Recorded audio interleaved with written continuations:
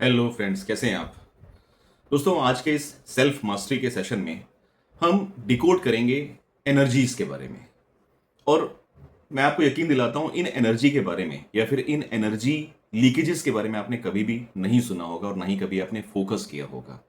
मैं आपको गारंटी के साथ ये दावा कर सकता हूं दोस्तों कि इस वीडियो को खत्म होने के बाद में आपको ये श्योरिटी मिल जाएगी कि ये एनर्जी लीक जिनकी आज हम बात करने वाले हैं, इनमें से कितने लीक आप इग्नोर कर देते हो अपनी डेली लाइफ में। राइट दोस्तों, कभी आपने गौर किया है कि आप एकदम हेल्दी हो, सुबह जब आप उठते हो आपने प्रॉपर 8-9 घंटे की नींद ली हुई है, सब कुछ एकदम लाइफ में अच्छा चल रहा होता है, किसी भी टाइप की कोई भी ओवर थिंकिंग नहीं, कोई भी स्ट्रेस नहीं, कोई परेशानी नहीं, सब कुछ एकदम परफेक्ट चल रहा है। बट फिर भी कहीं ना कुछ आपकी बॉडी में या फिर आपके ब्रेन में या फिर आपकी सोल हल्की हल्की आपको भारी सी दिखती है। आपको लगता है कि यार कुछ ना कुछ ऐसा है जो मुझे डिस्टर्ब कर रहा है, और जिसकी वजह से कहीं ना कहीं आपकी एनर्जी जो है ना, वो लीक होना शुरू हो जाती है। या तो आपको फोकस नहीं करने देती है, या फिर आपको डिस्ट्रैक्ट करती है, या फिर किसी ना किसी तरीके से आपकी जो प्रोडक्टिविटी है उसको रिड्यूस करती है। कभी गौर किया आपने, सब कुछ एकदम परफेक्ट है बट फिर भी आपको जो एनर्जी रिक्वायर्ड है, जिस एनर्जी की आप एक्सपेक्ट करते हो, आपको लगता है कि यार आराम से मैं रात में 8-9 घंटे सोया था, फिर प्रॉपर मैंने हेल्दी एक स्लीप लिया हुआ था, बट फिर भी कहीं ना कहीं मुझे ऐसा लग रहा है कि मैं सोया नहीं हूं, या फिर मैं थका थका सा हूं, या फिर एकदम मुझे रिचार्ज होने की जरूरत है। दोस्तों, उसका रीजन ये होता है कि हम एनर्जी पे तो फोकस करते हैं लेकिन एनर्जी लीक के बारे में भूल जाते हैं। दोस्तों, आप सोचिए कि आप एक ऐसी ड्राइव पे निकले हो जहां पे आप आपकी बाइक या फिर आपकी कार उसको आप चलाने में लगे हो, आपने टैंक फुल कराया हुआ है, लेकिन आपके जो पेट्रोल टैंक है उसमें कहीं ना कहीं कुछ लीकेजेस हैं। तो आपको क्या लगता है आप कितनी दूर जा पाओगे? ऐसा ही एक्चुअली आपके साथ में होता है। ये जो एनर्जी लीक्स होते हैं दोस्तों, इसके बारे में हमें पता ही नहीं होता है, और ये हमें टोटली ड्रेन करते रहते हैं। राइट, और एक्चुअली हम नहीं समझ पाते कि ये ऐसा क्यों हो रहा है हमारे साथ में। हम क्यों फोकस नहीं कर पा रहे हैं, या फिर हम क्यों डल डल सा फील कर रहे हैं, या फिर हम किसी भी चीज में अपनी जो 100% प्रोडक्टिविटी है वो क्यों नहीं दे पा रहे हैं। उसका रीजन नहीं होता दोस्तों, हमारी बॉडी जो है वो एनर्जी को लीक भी करती है, और उन लीकेजेस को हम समझ नहीं पाते हैं। उन्हीं लीकेजेस को आज हम इस वीडियो में डिकोड करेंगे और समझेंगे दोस्तों कि हम अपनी प्रोडक्टिविटी को कैसे और बढ़ा सकते हैं इन एनर्जी लीक को प्रोटेक्ट करते हुए। आइए दोस्तों, इस वीडियो को शुरू करते हैं। Let us deep dive. दोस्तों, एनर्जी लीक में सबसे पहला जो पॉइंट है जिसे हमें कंट्रोल करना है, that is over thinking of simple decisions. कई बार दोस्तों ऐसा होता है कि हम छोटे छोटे, देखिए, परफेक्शन हर कोई बंदा चाहता है। हर एक पर्सन सोचता है कि मैं जो भी डिसीजन लूं, जो भी टास्क में अटेंड करूं, वो एकदम परफेक्ट होना चाहिए। राइट, अब देखिए, परफेक्शन जनरली आप साइकी समझिएगा, परफेक्शन के लिए लोग क्यों भागते हैं, उसका रीजन ये है, वो डरते हैं कहीं ना कहीं। बैक ऑफ द माइंड उनको हल्का सा ये रहता है कि किसी ने मेरे डिसीजन पे या मेरे टास्क पे या मेरे प्रोजेक्ट पे अगर किसी ने उंगली उठा दी, अगर किसी ने क्वेश्चन कर दिया तो क्या होगा। इसलिए वो क्या करते हैं, वो चीजों में लगे रहते हैं, उनको परफेक्ट बनाने की कोशिश करते रहते हैं, और वो उस छोटे से टास्क में इतनी ज्यादा एनर्जी वेस्ट कर देते हैं कई बार, जिसकी वजह से क्या है, उनकी जो बॉडी में जो एनर्जी थी वो सब उसी में ही ड्रेन आउट हो जाती है। मतलब एक छोटे से टास्क जिसको शायद आपको 1 या 2 मिनट में फाइनल करना था, आपने उसको इतना बड़ा बना दिया, उसके अंदर आपने अपनी सारी एनर्जी लगा दी। अब क्या है, जब आप छोटे छोटे टास्क में इतनी एनर्जी वेस्ट कर दोगे, या मान लेते हैं चलो इन्वेस्ट कर दोगे, तो जो मेन प्रोडक्टिव टास्क जो भी होंगे उसके लिए आपको एनर्जी कहां से मिलेगी दोस्तों। तो सबसे पहली चीज है दोस्तों कि जो हमारी बॉडी है, जो हमारी एनर्जी है, उस एनर्जी को सबसे पहले हमें वैल्यू देना बहुत जरूरी है। क्योंकि कई बार अगर आप देखोगे दोस्तों, लोग मतलब हर उन अनप्रोडक्टिव चीजों पे फोकस करते हैं, प्रोडक्टिव चीजों को तो भूल ही जाते हैं। इसलिए ये जो छोटे छोटे टास्क है ना, उनकी आपको डेडलाइन सेट करनी चाहिए। 1 या 2 मिनट के अंदर अंदर आपको उनको फाइनल कर देना चाहिए दोस्तों। देखिए, इंपॉर्टेंट है डिसीजन लेना, ठीक है ना। डिसीजन में परफेक्शन अगर आप सर्च करोगे, परफेक्शन की तो कोई लिमिट ही नहीं होती है। आप किसी भी चीज को आप सॉल्व करोगे, हो सकता है सामने वाला कोई परसेप्शन, आपके फैमिली, आपके पेरेंट्स, आपके पार्टनर, आपके मेंटोर, वो आके बोलेंगे कि यार इसमें ना अगर ये चीज और कर देते तो शायद बेस्ट हो जाता। ठीक है, इसलिए दोस्तों हमेशा हर एक टास्क में परफेक्शन का स्कोप हमेशा बना रहता है। तो छोटे छोटे डिसीजंस में ओवर थिंकिंग मत करिए, उनको जल्द से जल्द निपटाइए, पहला नंबर। दूसरे पे आते दोस्तों, वो है consuming negativity content on a daily basis. दोस्तों, आज की डेट में क्या है, रील्स का बहुत वो एक ट्रेंड चल गया है। हर कोई मतलब लॉन्ग कंटेंट पे फोकस नहीं करता है। छोटी छोटी मतलब 30-30 सेकेंड, 1-1 मिनट की जो रील्स आती है, उनको लगता है कि उससे बहुत कुछ ज्ञान मिल जाता है। दोस्तों आपसे मैं एक सिंपल सा क्वेश्चन पूछता हूँ। आप सुबह से लेकर शाम तक अगर आप मोबाइल में या गैजेट्स में बिजी रहते हो और आप इन रील्स को स्क्रॉल करते रहते हो, आप मुझे बता सकते हो कि कितनी टीचिंग्स या कितने लेसन्स आपने उन रील्स के थ्रू सुबह से लेकर शाम तक सीखे? अगर दोस्तों आप फोकस करोगे ना, आपको टॉप 5 लेसन्स भी नहीं समझ में आएंगे, याद ही नहीं आएंगे। रीजन क्या है दोस्तों? हम ना अनकॉन्शियसली सिर्फ वो एक डेटा ग्रैस्प कर रहे हैं, उनसे सीख कुछ भी नहीं रहे। अब इंपॉर्टेंट क्या है दोस्तों, कई बार क्या है, अगर आप देखोगे एजुकेशनल कंटेंट को लोग रेयरली चेक करते हैं। निगेटिव कंटेंट, इतने सारे एपिसोड आ जाते हैं टेलीविजन पे, मर्डर के, क्राइम पे, ठीक है ना, सोसाइटी के ऊपर। तो ये जो निगेटिव कंटेंट है ना, एक्चुअली निगेटिव कंटेंट को सेल करना बहुत इजी होता है। इस वजह से ही मीडिया बहुत चालाक है, वो जानता है निगेटिव कंटेंट पे जो व्यूअरशिप है वो भर भर के आएगी और वही आपको परोसने में लगा हुआ है। लेकिन दोस्तों समझने वाली बात यह है कि हम जनरली अपनी हेल्थ के बारे में जो डाइट लेते हैं ना, उस डाइट के बारे में तो कॉन्शियस होते हैं, प्रॉपर डाइट प्लान बनाते हैं, लेकिन हमारी जो मेंटल हेल्थ है उसका डाइट प्लान के बारे में हम कभी नहीं सोचते। दोस्तों हमेशा याद रखिए, जो चीज आप कंज्यूम करेंगे वही आउटपुट में रिटर्न आएगी। इसलिए आप जितना हेल्दी कंटेंट कैच करेंगे, आपका जो ओवरऑल बिलीफ सिस्टम है, आपका जो ओवरऑल थॉट प्रोसेस है, उतना ही ज्यादा बेहतरीन होगा। इसलिए आज के एरा में बिल्कुल भी निगेटिव कंटेंट की ओर अट्रैक्ट मत होइए और उससे दूर रहिए। कोशिश करिए जो भी कंटेंट आप चेक कर रहे हो या कैच कर रहे हो वो पॉजिटिव होना चाहिए, इंस्पिरेशन भरा होना चाहिए, लाइफ लेसन्स होने चाहिए, कुछ ऐसा होना चाहिए जिससे आप इंस्पायर होकर के 4 और लोगों में उस चीज को ट्रांसफॉर्म कर सको। राइट? ये था दोस्तों दूसरा पॉइंट। थर्ड पे आते हैं, हैविंग इमेजिनरी आर्ग्यूमेंट्स। दोस्तों ह्यूमन बिहेवियर बड़ा ही क्रिटिकल होता है।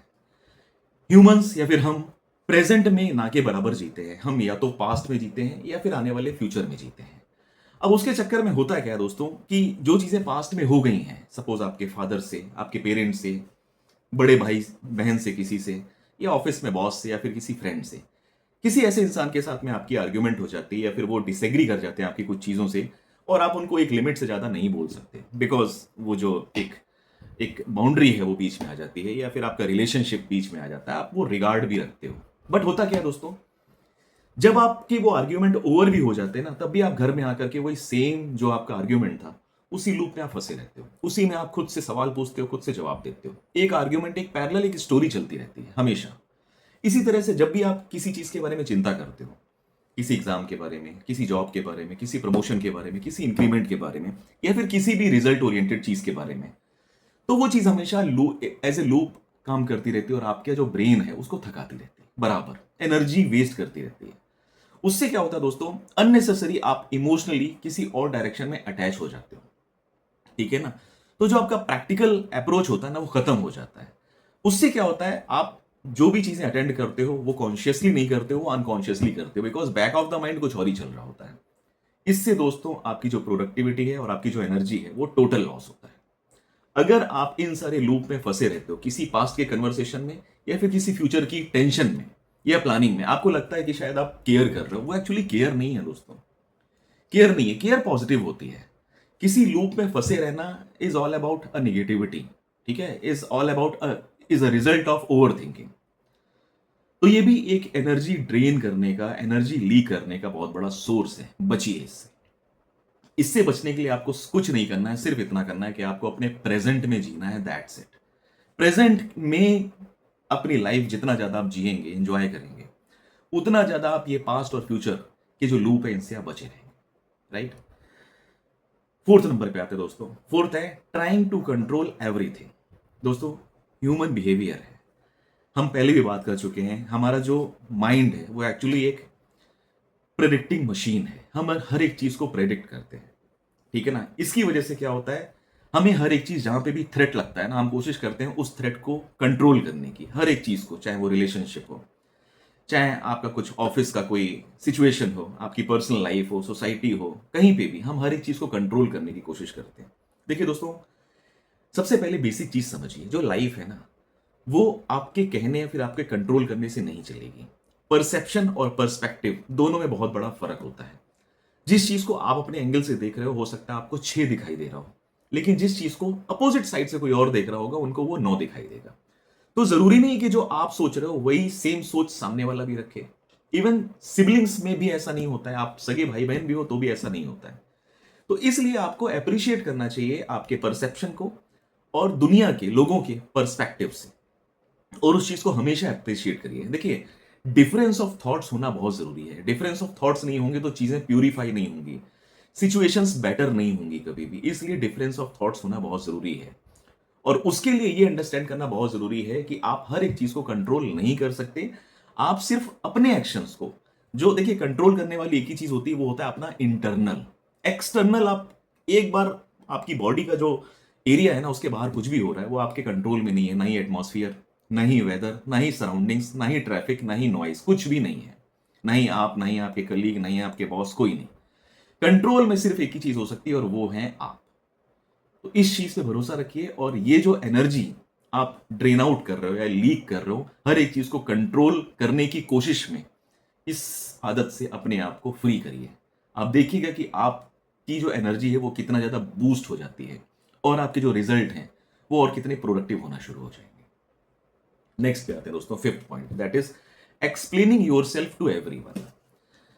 दोस्तों, हमारी आदत होती है इमोशंस हमेशा बह बह करके निकलते हैं। हम हमेशा कोशिश करते हैं कि सामने वाला कहीं हमें गलत जज ना कर ले, इसलिए हमें उसको पूरी बात बता देनी चाहिए। दोस्तों देखिए, मैं हमेशा बिलीव करता हूं कि बेसिक फंडामेंटल्स अगर क्लियर है ना, तो आपको चीज हमेशा समझ में आ जाएगी। तो दो ही पॉइंट बोलूंगा यहां पे।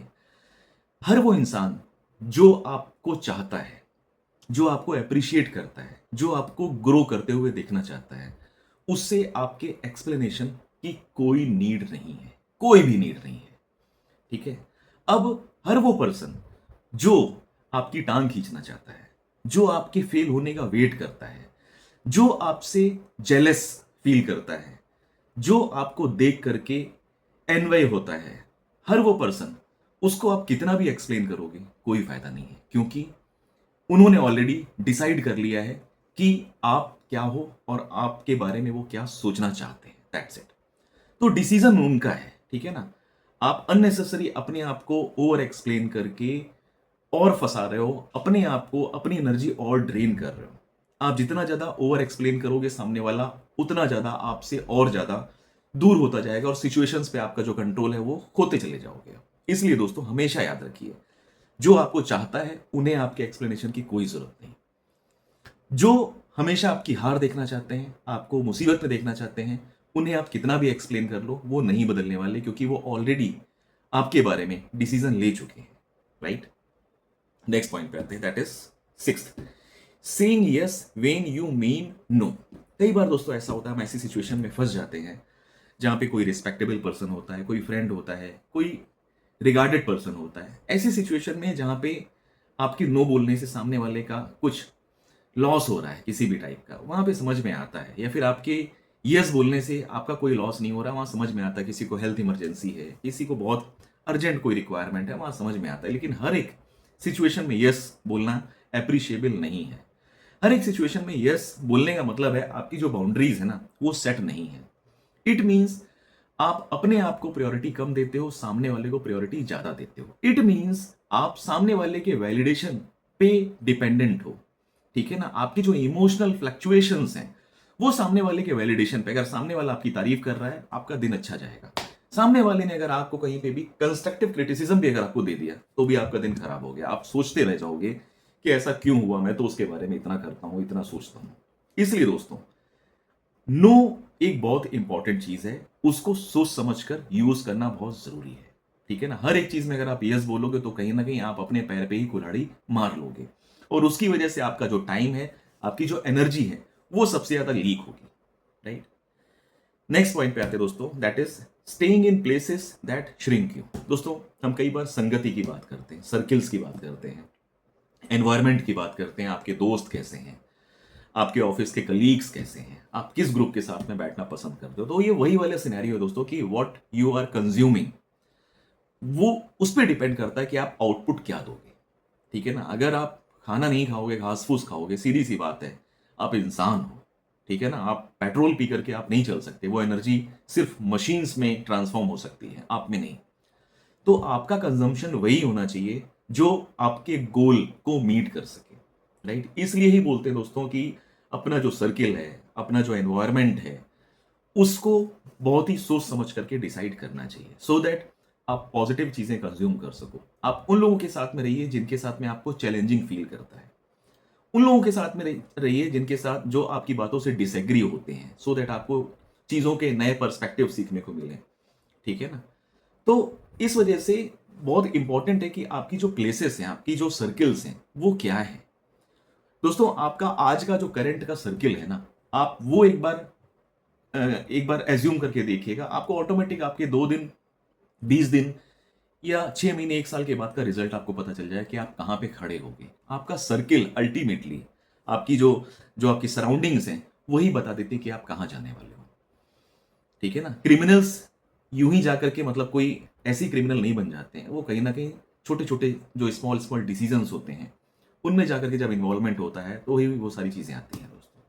ठीक है? कहने को तो उसामा बिन लादेन बताते हैं बीटेक मैकेनिकल से इंजीनियर था बंदा, लेकिन टेररिस्ट के साथ में उठना बैठना था, वो वहां से कंज्यूम कर लिया गया टोटली।